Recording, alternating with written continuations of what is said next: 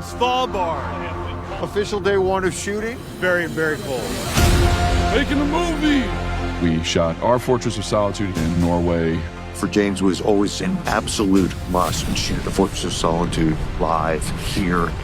I wanted a place where we can use the natural light and use the natural topography. It's always incredible when you get to go to a place like Svalbard. I was freezing, but I was so happy. It just brings a smile to your face. It's amazing to get to shoot on a set that's this large. Just puts you in the world so effectively. Great work, everybody.